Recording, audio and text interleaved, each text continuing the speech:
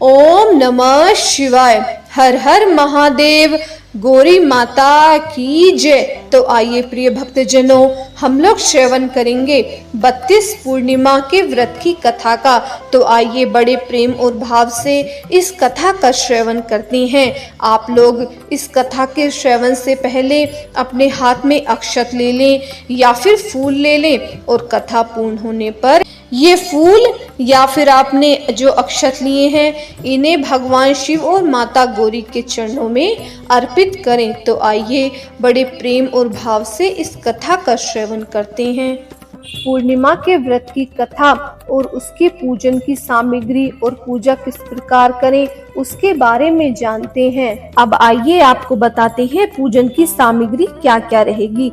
दूध, दही, घी, शक्कर, गंगाजल, रोली, मोली, तांबुल, पुंगीफल, धूप, फूल और यज्ञोपवीत, श्वेत वस्त्र, लाल वस्त्र, आंख, बिल्वपत्र, फूलमाला, धतूरा, बांस की टोकरी, आम के पत्ते, चावल, तिल, जौ, नारियल, पानी वाला और दीपक, ऋतुफल, अक्षत, नवेद और कलश, पंचारंग, चंदन, आटा, रेत, समीधा, कुश, आचार्य के लिए वस्त्र, शिव पार्वती की स्वर्ण मूर्ति अथवा पार्थिव प्रतिमा, दूब, आसन आदि। अब आपको बताएंगे पूजा की विधि। पूजन करने वाला व्यक्ति प्रातःकाल स्नान आदि से निवृत्त होकर किसी पवित्र स्थान पर आटे से चौक पूरकर केले का मंडप बनाकर शिव पार्वती की प्रतिमा बनाकर स्थापित करे। तत्पश्चात नवीन वस्त्र धारण कर आसन पर पूरा मुख करके बैठे और देश कालीन आदि के उच्चारण के साथ हाथ में जल लेकर संकल्प करे। उसके बाद गणेश जी का आवाहन कर पूजा करे। अनंतर वरुण आदि देवों का आवाहन करके कलश पूजन करे, चंदन आदि समर्पित करे, कलश मुद्रा दिखाए, घंटा बजाए, गंध, अक्षत आदि द्वारा घंटा एवं दीपक को नमस्कार करे। इसके बाद भगवान का नाम लेकर या फिर ओम नमः शिवाय के मंत्र का जप करते हुए सभी चीजों पर जल छिड़के, सभी सामग्रियों पर जल छिड़के और अपने ऊपर भी जल छिड़के। इसके बाद इंद्र आदि अष्टलोकपालों का आवाहन करे एवं पूजन करे। निम्नलिखित मंत्र ओम नमः शिवाय का जप करते हुए भगवान को पंचामृत से स्नान कराए और उनका पूजन करे। चंदन, अक्षत, पुष्प, धूप, दीप दिखाए, फिर नैवेद्य चढ़ाकर आचमन कराए। अंतर हाथों के लिए उपटन समर्पित करे, फिर सुपारी अर्पण करे, दक्षिणा भेंट करे और नमस्कार करे। इसके बाद उत्तर की ओर निर्माल्य का विसर्जन करके महाअभिषेक करे। अनंतर समुद्र वस्त्र समर्पित करे, यज्ञोपवीत धारण कराए, चंदन, अक्षत और 7 तरह के धान समर्पित करे। फिर हल्दी, कुमकुम, मांगलिक सिंदूर आदि अर्पण करे। ताड़ पत्र, कंठ की माला आदि समर्पित करे और सुगंधित पुष्प चढ़ाए तथा धूप दे, दीप दिखाए, नैवेद्य समर्पित करे और फिर हाथ मुंह धुलाने के लिए जल छिड़के, चंदन अर्पित करे, नारियल तथा ऋतु फल चढ़ाए, तांबुल, सुपारी और दक्षिणा द्रव्य चढ़ाए, कपूर की आरती करे और पुष्पांजलि दे। सब प्रकार से पूजन करके कथा का श्रवण करे। आइए प्रिय भक्तजनों, अब हम आपको सुनाएंगे पूर्णिमा व्रत की कथा। आइए श्रवण करते हैं। बड़े प्रेम और भाव से श्रवण कीजिएगा और हाथ में फूल ले लें या फिर अक्षत ले लें और कथा संपूर्ण होने पर भगवान के चरणों में इसको अर्पित करें। द्वापर युग में एक समय की बात है कि यशोदा जी ने कृष्ण से कहा कि हे कृष्ण, तुम सारे संसार के उत्पन्न करता, पोषक तथा उनके संहार करता हो। आज कोई ऐसा व्रत मुझसे कहो जिसके करने से मृत्यु लोक में स्त्रियों को विधवा होने का भय न रहेगा तथा यह व्रत सभी मनुष्यों की मनोकामनाएं पूर्ण करने वाला हो। श्री कृष्ण कहने लगे, कि हे माता, तुमने अति सुंदर प्रश्न किया है। मैं तुमसे ऐसे ही व्रत का सविस्तार कहता हूँ। सौभाग्य की प्राप्ति के लिए स्त्रियों को 32 पूर्णिमाओं का व्रत रखना चाहिए। इस व्रत के करने से स्त्रियों को सौभाग्य संपत्ति मिलती है। यह व्रत अचल सौभाग्य देने वाला एवं भगवान शिव के प्रति मनुष्य मात्र की भक्ति को बढ़ाने वाला है। यशोदा जी कहने लगी कि हे कृष्ण, सर्वप्रथम इस व्रत को मृत्यु लोक में किसने किया था, इसके विषय में विस्तार पूर्वक मुझसे कहो। श्री कृष्ण जी कहने लगे कि इस भूमंडल पर एक अत्यंत प्रसिद्ध राजा चंद्रहास से पालित अनेक प्रकार के रत्नों से परिपूर्ण कांतिका नाम की एक नगरी थी। वहां पर धनेश्वर नाम का एक ब्राह्मण था। उसकी स्त्री अति सुशील रूपवती थी। दोनों ही उस नगर में बड़े प्रेम के साथ रहते थे और घर में धन धान्य आदि की कोई कमी नहीं थी। उसको एक बड़ा दुख था कि उसके कोई संतान नहीं थी। इसी दुख में वह अत्यंत दुखी रहते थे। एक समय एक बड़ा तपस्वी योगी उस नगर में आया। वह योगी उस ब्राह्मण के घर को छोड़कर अन्य सब घरों से भिक्षा लाकर भोजन किया करता था। रूपवती से वह भिक्षा नहीं लिया करता था। उस योगी ने एक दिन रूपवती से भिक्षा न लेकर किसी अन्य घर से भिक्षा लेकर गंगा के किनारे जाकर भिक्षुक ने बड़े प्रेम पूर्वक उस भिक्षा को ग्रहण किया कि धनेश्वर ने योगी का यह कार्य किसी प्रकार से देख लिया। अपनी भिक्षा के अनादर से दुखी होकर धनेश्वर योगी से बोला कि हे महामते, आप सबके घरों से भिक्षा लेते हैं परंतु मेरे घर की भिक्षा कभी नहीं लेते, इसका क्या कारण है? योगी ने कहा कि निसंतान के घर की भीख पतितों के अन्न के तुल्य होती है और जो पतितों का अन्न खाता है वह भी पतित हो जाता है। चूंकि तुम निसंतान हो अतः पतितों हो जाने के भय से ही मैं तुम्हारे घर की भिक्षा नहीं लेता हूँ। धनेश्वर की यह बात सुनकर अपने मन में बहुत दुखी हुआ और हाथ जोड़कर योगी के पैरों में गिर पड़ा तथा आतर भाव से कहने लगा कि हे महाराज, यदि ऐसा है तो आप मुझको पुत्र प्राप्ति का उपाय बताइए।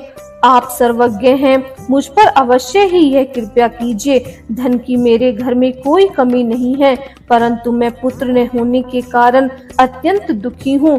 आप मेरे इस दुख का हरण करें, आप सामर्थ्यवान हैं। यह सुनकर योगी कहते हैं कि हे ब्राह्मण, तुम चंडी की आराधना करो। घर आकर उसने अपनी स्त्री से सब वृत्तांत कहा और स्वयं तप के निमित्त वन में चला गया। वन में जाकर उसने चंडी की उपासना की और उपवास किया। चंडी ने 16वें दिन उसको स्वप्न में दर्शन दिया और कहा कि हे धनेश्वर, जा तेरे पुत्र होगा परंतु वह 16 वर्ष की आयु में ही मृत्यु को प्राप्त हो जाएगा। यदि तुम दोनों स्त्री पुरुष 32 पूर्णिमासियों का व्रत विधि पूर्वक करोगे तो वह दीर्घ आयु होगा। जितनी तुम्हारी सामर्थ्य हो आटे के दिए बनाकर शिव की पूजा करना, परंतु पूर्णमासी को 32 हो जानी चाहिए। प्रातः काल होने पर इस स्थान के समीप ही तुम्हें एक आम का वृक्ष दिखाई देगा। उस पर तुम चढ़कर एक फल तोड़कर शीघ्र अपने घर ले जाना। अपनी स्त्री से सब वृत्तांत कहना। ऋतु स्नान के पश्चात वह स्वच्छ होकर श्री शंकर जी का ध्यान करके उस फल को खा लेगी।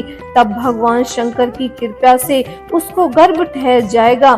जब वह ब्राह्मण प्रातःकाल उठा तो उसने उस स्थान के पास ही एक आम का वृक्ष देखा जिस पर एक अत्यंत सुंदर आम का फल लगा हुआ था।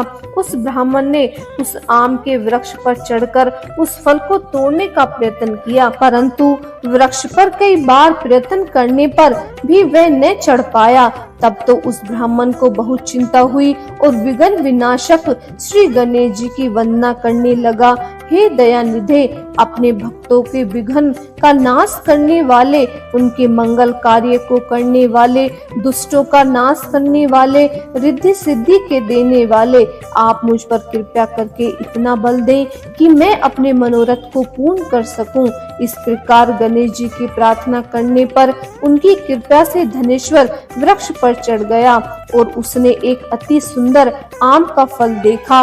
उसने विचार किया कि जो वरदान से फल मिला है यह वही है और कोई फल तो दिखाई नहीं देता है। उस धनेश्वर ब्राह्मण ने जल्दी से उस फल को तोड़कर अपनी स्त्री को लाकर दिया और उसकी स्त्री ने अपने पति के कथा अनुसार उस फल को खा लिया और वह गर्भवती हो गई। देवी जी की असीम कृपा से उसे एक अत्यंत सुंदर पुत्र उत्पन्न हुआ जिसका नाम उन्होंने देवी दास रखा। माता पिता के हर्ष और शोक के साथ वह बालक शुक्ल पक्ष के चंद्रमा की भांति अपने पिता के घर में बढ़ने लगा।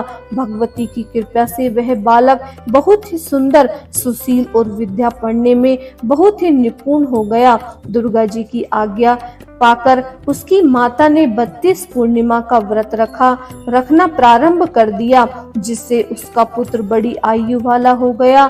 16वां वर्ष लगते ही देवी दास के माता पिता को बड़ी चिंता हुई और उन्होंने कहा कि उनके पुत्र की इस वर्ष मृत्यु न हो जाए।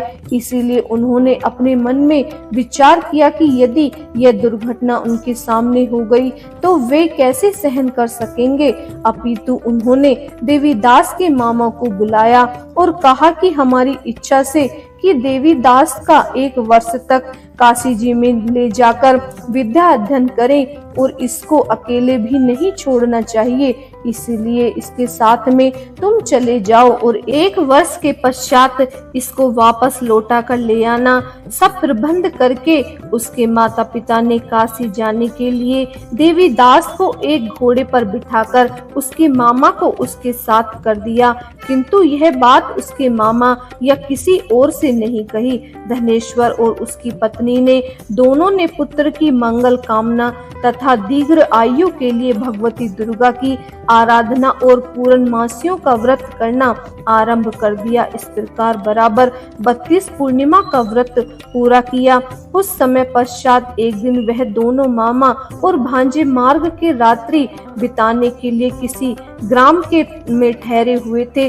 उस दिन उस गांव में एक ब्राह्मण की अत्यंत सुंदरी, सुशील, विदुषी और गुणवती कन्या का विवाह होने वाला था। जिस धर्मशाला के अंदर वर और उसकी बारात ठहरी हुई थी, उसी धर्मशाला में देवी दास और उसके मामा भी ठहरे हुए थे। संयोगवश कन्या को तेल आदि चढ़ाकर मंडप आदि का कृत्य किया गया। लगन के समय वर को धनुर्वात हो गया। अस्तु वर के पिता ने अपने कुटुंबियों से परामर्श करके निश्चय किया कि यह देवी दास मेरे पुत्र जैसा ही सुंदर है, मैं इसके साथ ही लगन करा दूं और बाद में विवाह के अन्य कार्य मेरे लड़के के साथ हो जाएंगे। ऐसा सोचकर देवी दास के मामा से जाकर बोला कि तुम थोड़ी देर के लिए अपने भांजे को हमें दे दो, जिससे विवाह के लगन का सब कार्य सुचारू रूप से हो जाए। तब उसका मामा कहने लगा कि जो कुछ भी मधुपर्क आदि कन्यादान के समय वर को मिले वह सब हमें दे देना, तो मेरा भांजा इस बारात का दूल्हा बन जाएगा। यह बात वर के पिता ने स्वीकार कर लेने पर उसने अपना भांजा वर बनाने के लिए भेज दिया। उसके साथ विवाह के सब कार्य रात्रि में संपन्न हो गए। पत्नी के साथ वह भोजन न कर सका और अपने मन में सोचने लगा कि न जाने यह कैसी स्त्री होगी। वह एकांत में इसी सोच में गर्म सांस छोड़ने लगा तथा उसकी आंखों में से आंसू आ गए। तब वधू ने पूछा कि क्या बात है, आप इतने उदासीन व दुखी क्यों हो रहे हैं। तब उसने सब बातें जो वर के पिता व उसके मामा में हुई थी उसको बता दी। तब कन्या कहने लगी कि यह ब्रह्म विवाह के विपरीत हो कैसे हो सकता है। देव, ब्राह्मण और अग्नि के सामने मैंने आपको ही अपना पति बनाया है, इसीलिए आप ही मेरे पति हैं। मैं आपकी ही पत्नी रहूंगी। किसी अन्य की कदापि नहीं होंगी। तब देवी दास ने कहा, ऐसा मत करिए, क्योंकि मेरी आयु बहुत थोड़ी है। मेरे पश्चात आपकी क्या गति होगी, इन बातों को अच्छी तरह विचार कर लो। परंतु वह दृढ़ विचार वाली थी, बोली कि जो आपकी गति होगी वही मेरी गति होगी। हे स्वामी, आप उठिए और भोजन करिए, आप निश्चय ही भूखे होंगे। इसके बाद देवी दास और उसकी पत्नी दोनों ने भोजन किया तथा शेष रात्रि वे सोते रहे। प्रातःकाल देवी दास ने अपनी पत्नी को 3 नगों से जड़ी हुई एक अंगूठी दी, एक रुमाल दिया और बोला, हे प्रिय, इसे लो और संकेत समझकर इससे चित हो जाओ। मेरा मरण और मेरा जीवन जानने के लिए एक पुष्प वाटिका बना लो, उसमें सुगंधित वाली एक नव मालिका लगा लो, उसको प्रतिदिन जल से सींचा करो और आनंद के साथ खेलो कूदो तथा उत्सव मनाओ। जिस समय और जिस दिन मेरा प्राण अंत होगा, ये फूल सूख जाएंगे और जब ये फिर से हरे हो जाएं, तो जान लेना कि मैं जीवित हूँ। यह बात निश्चय करके समझ लेना, इसमें कोई संशय नहीं है। यह समझाकर वह चला गया। प्रातःकाल होते ही वहां पर गाजे बाजे के साथ जिस समय विवाह के कार्य समाप्त करने के लिए वर तथा सब बाराती मंडप में आए, तो कन्या ने वर को भली प्रकार से देखकर अपने पिता से कहा कि यह मेरा पति नहीं है, मेरा पति वही है जिसके साथ रात्रि में मेरा पानी ग्रहण हुआ था, इसके साथ मेरा विवाह नहीं हुआ है। यदि यह वही है तो बताइए कि मैंने इसको क्या दिया। मधुपर्क और कन्यादान के समय जो मैंने भूषण आदि दिए थे उन्हें दिखाए तथा रात में मैंने क्या गुप्त बातें कही थी वह सब सुनाए। पिता ने उसके कथा अनुसार वर को बुलाया। कन्या की यह सब बातें सुनकर वह कहने लगा कि मैं कुछ नहीं जानता। इसके पश्चात लज्जित होकर वह अपना समूह लेकर वहां से चला गया और सारी बारात भी अपमानित होकर वहां से लौट गई। भगवान श्री कृष्ण बोले, हे माता, इस प्रकार देवी दास काशी विद्या अध्ययन के लिए चला गया। जब कुछ समय बीत गया तो काल से प्रेरित होकर एक सर्प रात्रि के समय उसको डसने के लिए वहां आया। उस विषधर के प्रभाव से उसके संयन का स्थान चारों ओर से विष ज्वाला से विषैला हो गया था, परंतु व्रत राजा के प्रभाव से उसको काटने न पाया, क्योंकि पहले ही उसकी माता ने 32 पूर्णिमा का व्रत रखा हुआ था। इसके बाद मध्याह्न के समय स्वयं काल वहां पर आया और उसके शरीर से उसके प्राणों को निकालने का प्रयत्न करने लगा, जिससे वह मूर्छित होकर पृथ्वी पर गिर पड़ा।